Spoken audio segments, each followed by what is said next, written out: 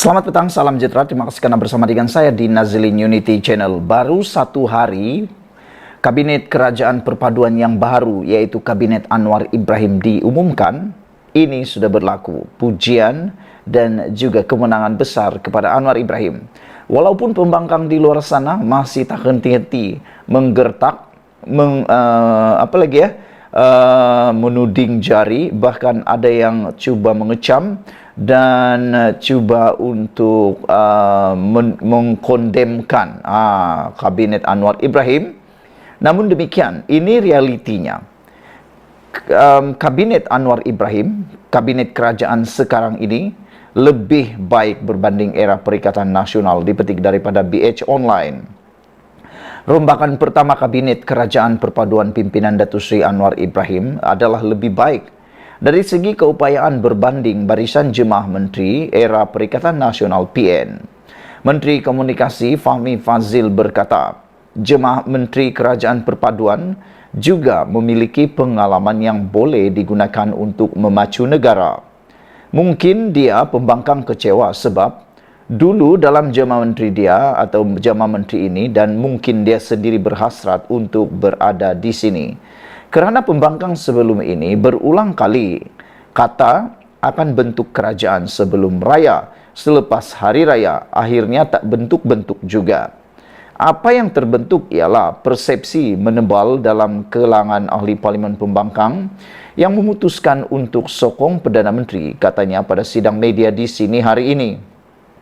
Beliau berkata demikian ketika mengulas mengenai dakwaan segelintir pihak melihat rombakan Kabinet Kerajaan Perpaduan itu sebagai mengecewakan. Semalam, Ketua Penerangan PAS Ahmad Fadli Sa'ari menyifatkan rombakan Kabinet yang diumumkan Perdana Menteri Anwar Ibrahim adalah sebagai Kabinet balas budi. Ahli Parlimen Pasir Mas itu turut menyindir Anwar yang disifatkannya sentiasa betul susulan rombakan Kabinet Kerajaan. Dalam pada itu, Fahmi secara sinis menyatakan kekecewaan beliau kerana Perdana Menteri tidak melantik mana-mana duta bertaraf menteri dan mendapat allowance puluhan ribu. Alhamdulillah, amalan yang buruk itu tidak dilakukan kali ini, kata Fahmi lagi. Walaupun saya berseloroh, realitinya bahawa pembentukan jemaah menteri kali ini jauh lebih baik dari segala jumlahnya, dari pengalamannya, keupayaannya, dan sudah pasti beberapa penganalisis berpendapat Kabinet Kerajaan Perpaduan jauh lebih baik berbanding Kabinet Perikatan Nasional, kata Fahmi Fadzil lagi. Saudara-saudara sekalian, apa yang lebih menarik lagi ialah Kabinet baru Malaysia Kerajaan Perpaduan ini adalah Kabinet baru Harapan Malaysia Madani. Saudara-saudara sekalian, yang lebih mengejutkan kita adalah apabila Fahmi Fadzil mengatakan dia kecewa kerana tiada duta bertaraf menteri. Ini semua seakan-akan mengingatkan kita dengan status Hadi Awang pada satu ketika dahulu pada waktu pemerintahan Perikatan Nasional yang mana dilantik sebagai duta. Tetapi ramai orang melabelkan duta tersebut gagal dan tidak dapat melakukan apa-apa. Oleh sebab itulah mereka kata merugikan sahaja dan hanya buang duit. Namun apabila pembangkang kemarin menghentam dan mengkritik barisan kepimpinan Anwar Ibrahim sebagai dikatakan barisan kabinet balas budi, sebenarnya ianya juga telah menemplak diri sendiri dengan kata yang lebih kasar, meludah ke langit karena muka sendiri. Kerana kalau kita lihat dahulu pun, Kabinet Perikatan Nasional sewaktu Perdana Menteri Muhyiddin Yassin juga dapat dilihat kabinet pada waktu itu juga sebenarnya lebih kurang sama, iaitu Kabinet balas budi. Kenapa tak balasnya? Kerana mereka lah yang telah melakukan langkah Sheraton. Siapa yang terlibat langkah Sheraton dapat habuan menjadi menteri pada waktu tersebut. Jadi kalau nak kata ini adalah kabinet balas budi, sebenarnya itu seperti kata pepatah, meludah ke langit kena muka sendiri. Walau bagaimanapun kita tertarik apabila Fahmi Fazil kata Kabinet Kerajaan Perpaduan pada kali ini adalah jauh lebih baik berbanding era Perikatan Nasional. Sekian dulu untuk kali ini. Jangan lupa tinggalkan komen anda, tekan butang subscribe. Kita jumpa lagi. Bye-bye. Selamat pagi, salam sejahtera. Terima kasih kerana bersama dengan saya di Nazlin Unity Channel. Ini kejutan paling besar dalam rombakan Kabinet Anwar Ibrahim. Analisisnya luar biasa. Adakah Tokmat turun pangkat? Pastinya ketika ini semua orang sudah mengetahui tentang rombakan kabinet sebagaimana telah diumumkan oleh Anwar Ibrahim kemarin. Secara kasarnya, tiada apa-apa yang terlalu mengejutkan dalam rombakan yang diumumkan itu kecuali dua perkara. Pertama, pelantikan Amir Hamzah Azizan, bekas CEO KWSP sebagai Menteri Kewangan kedua. Namanya hampir tidak pernah disebut sebelum ini untuk dilantik menganggotai kabinet. Meskipun tidak dinafikan beliau mempunyai pengalaman yang cukup luas dalam dunia korporat dan dunia keuangan swasta. Ini kerana yang disebut-sebut sebelum ini paling sesuai menjadi Menteri Keuangan kedua ialah Johari Ghani, seorang naib Presiden UMNO serta tidak pernah memegang jawatan tersebut ketika era pentadbiran Najib Razak serta pernah memegang jawatan tersebut ketika era pentadbiran Najib Razak dahulu. Kenapa Johari tidak dilantik sebagai Menteri Keuangan kedua? Johari bagaimanapun diberikan jawatan Menteri Perdagangan dan Komoditi. Mungkin pengalaman Johari dalam dunia korporat dan sebagai bekas Menteri Keuangan kedua sebelum ini lebih diperlukan untuk memantapkan sektor perdagangan dan komoditi negara. Cumanya, diharapkan Amir Hamzah berdasarkan pengalamannya itu mampu memberikan sumbangan yang bermakna kepada kerajaan melalui jawatan yang baru diberikan kepadanya. Perkara kedua yang boleh dikira mengejutkan ialah pertukaran kementerian yang disandang oleh Timbalan Presiden UMNO Muhammad Hassan atau Tokmat. Beliau sebelum ini adalah Menteri Pertahanan, sebuah kementerian yang dianggap kanan. Tetapi kini dipindahkan kementerian luar yang tidak diketahui entah kanan atau entah kiri status kementerian itu. Saudara-saudara sekalian, apa yang mengejutkan kita ialah Menteri Luar Negeri sebelumnya ialah Zamri Abdul Kadir yang sekarang ditukarkan ke Kementerian Pengajian Tinggi. Menteri Pertahanan yang baru pula ialah Khalid Nordin, naib Presiden UMNO yang sebelum ini adalah Menteri Pengajian Tinggi.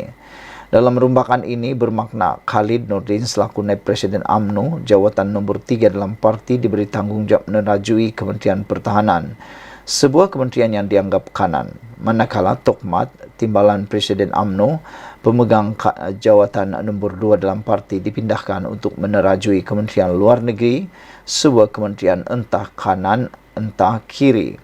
Terutama di dalam kalangan UMNO, pertukaran ini mendapat respon yang rata-rata menganggapnya sebagai turun pangkat, selain sebuah kementerian yang tidak ada benda boleh diberikan kepada penyokong-penyokongnya.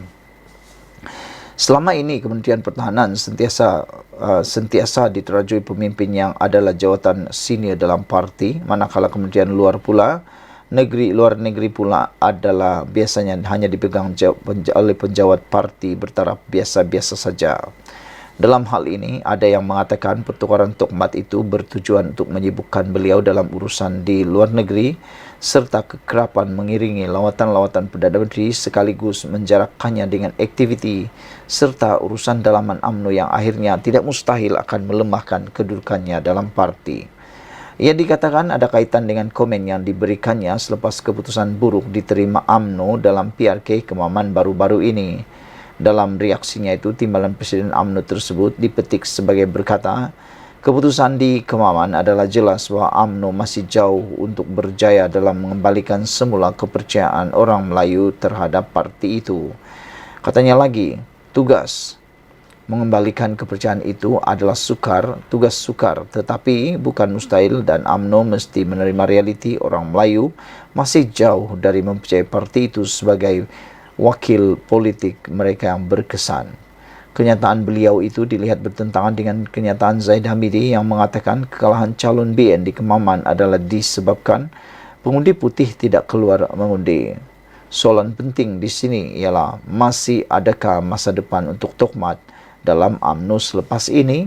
Ditulis oleh Sabudin Hussein. Sekian dulu untuk kali ini. Jangan lupa tinggalkan komen anda, tekan butang subscribe. Kita jumpa lagi. Bye-bye.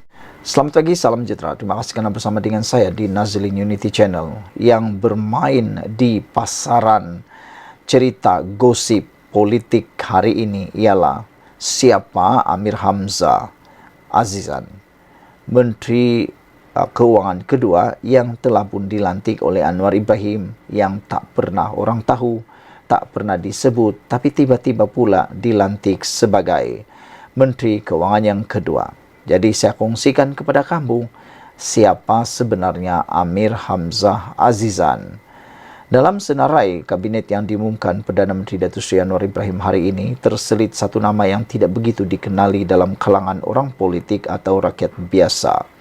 Nama Ketua Pegawai Eksekutif CEO Kumpulan Wang Simpanan Pekerja KWSP, Datuk Seri Amir Hamzah Azizan tiba-tiba muncul mencuri tumpuan apabila dia dilantik memegang jawatan penting sebagai Menteri Keuangan II dalam rombakan kabinet bergandingan dengan Anwar sebagai Menteri Keuangan.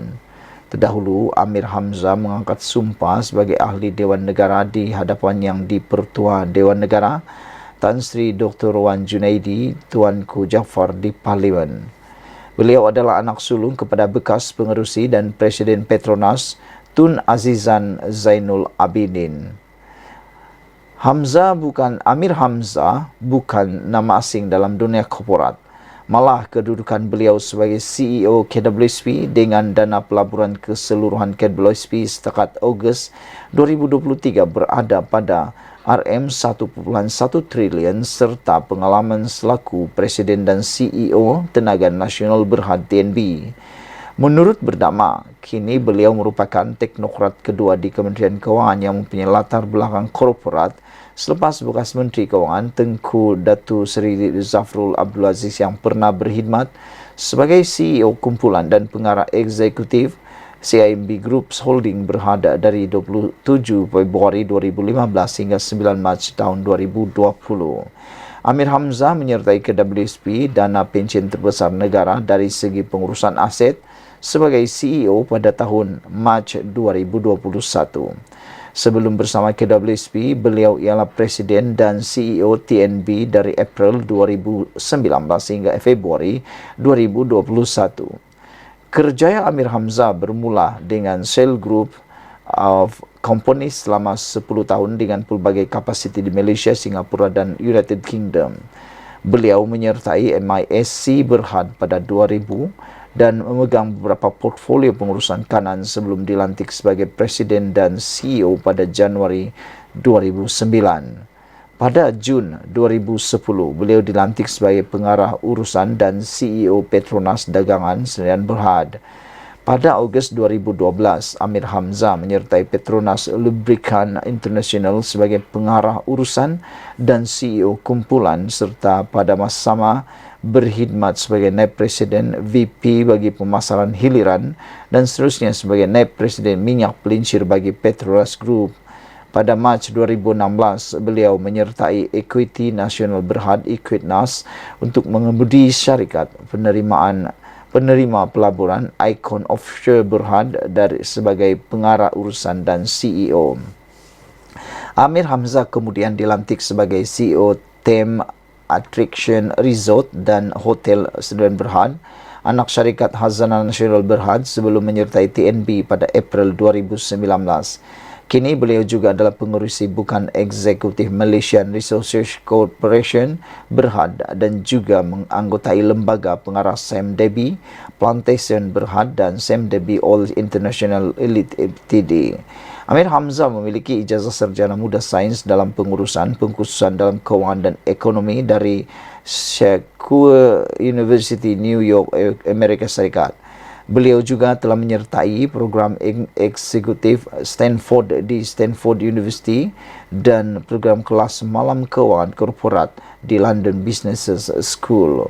Saudara-saudara sekalian, rupa-rupanya Amir Hamzah Azizan ini bukan calang-calang orangnya. Sekian dulu untuk kali ini. Jangan lupa tinggalkan komen Anda, tekan butang subscribe. Kita jumpa lagi. Bye-bye.